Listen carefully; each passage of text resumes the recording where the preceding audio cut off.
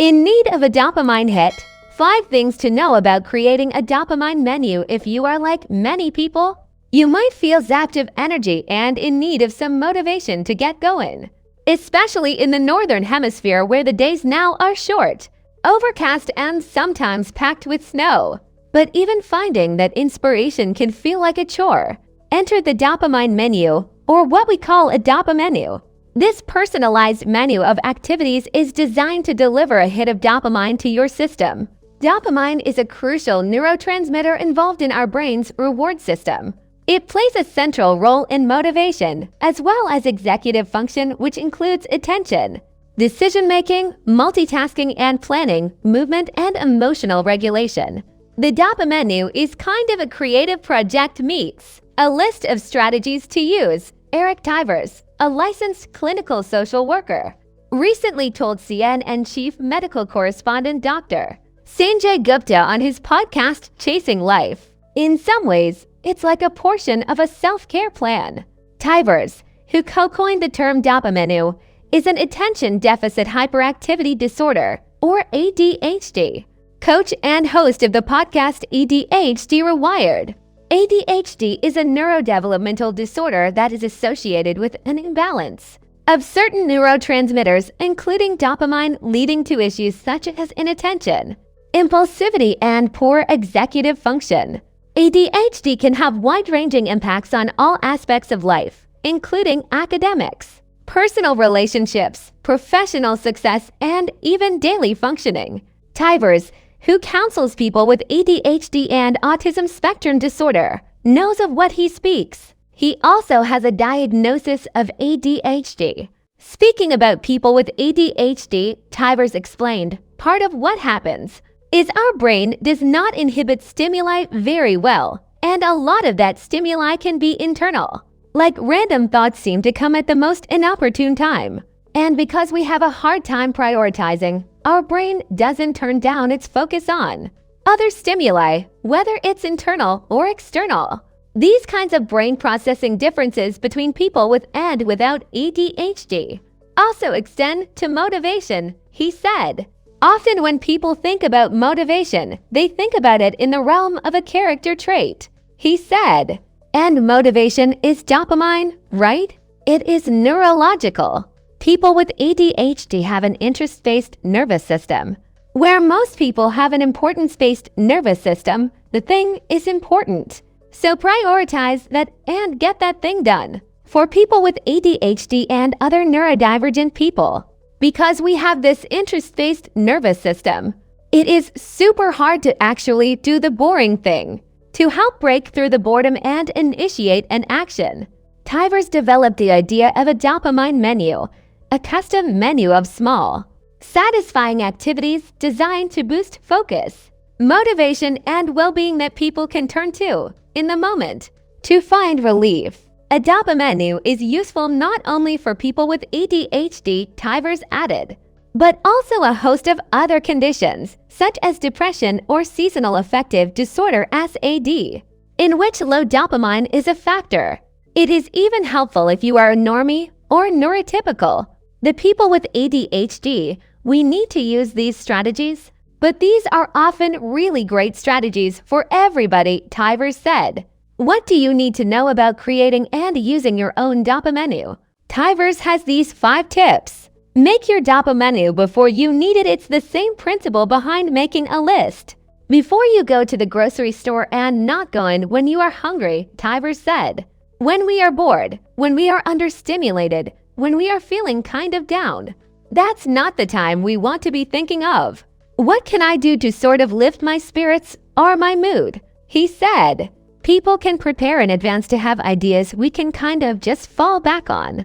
So we're not having to come up with those ideas in the moment when we really need them. If unprepared, many of us will default to grabbing our phones when we aren't stimulated, Tivers said, which is like grabbing a candy bar instead of a solid meal when we are hungry. You're probably going to actually feel worse than you did beforehand, he added. Pro tip, put the list where you can easily see it, like on the fridge or on the bathroom mirror.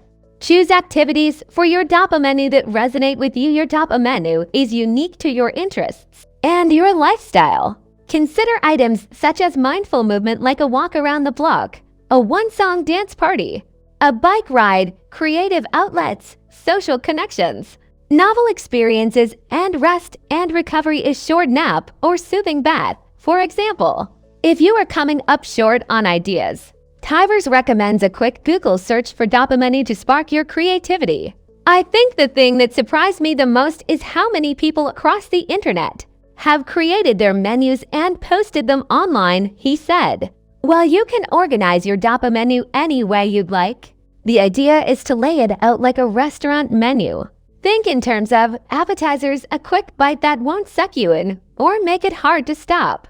Main dishes, things that might either take longer, require scheduling, or something you can engage in for a longer period. Specials, something that is not always accessible, like going to a concert or on a trip in small amounts. Desserts, anything that's sort of recreationally intoxicating, whether it's alcohol or scrolling, or watching 2 episodes of a show on Netflix. But he warns, just like you might order a slice of cake as a dessert after dinner, you don't want to eat the entire cake. Some people even add a cost to each item, Tivers noted.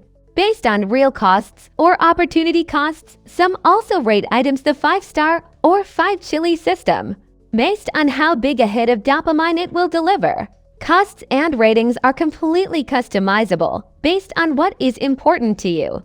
Additional refinements include making different dopamines based on location, work versus home, or seasonality, winter versus summer activities. And remember, a dopamenu is a living document that can and maybe should get updated constantly as you and your life change. Experiment with timing when you choose to turn to your dopamenu will depend on you.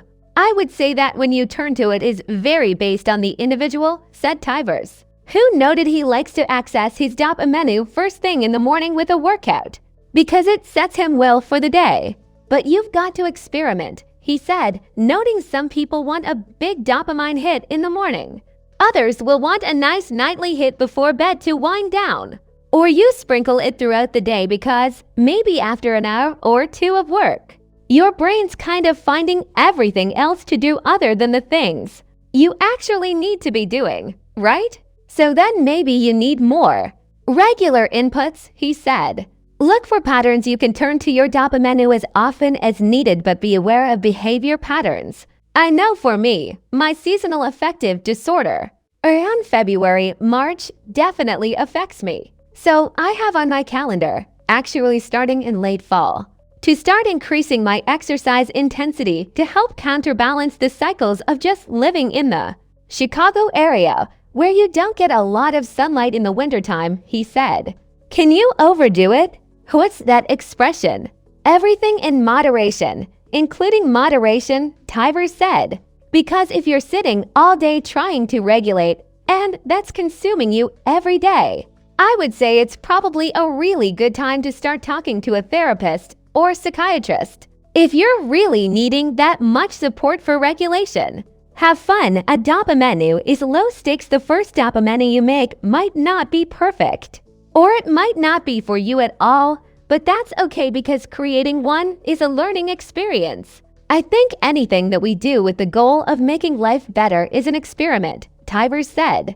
It's just embracing the idea of living life in beta mode. Just experiment and see what happens. He said the worst that could happen is you might waste some time making a super duper nice looking dopamenu that you never look at again.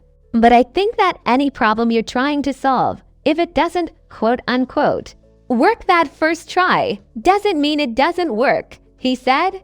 Tweak it, try different things, experiment with it, approach from different angles. Ultimately, the dopamenu is a tool to serve you. We hope these 5 tips help you build your own dopamenu. Listen to the full episode here. And join us next week on the Chasing Life podcast when we talk about the green-eyed monster. Just in time for Valentine's Day.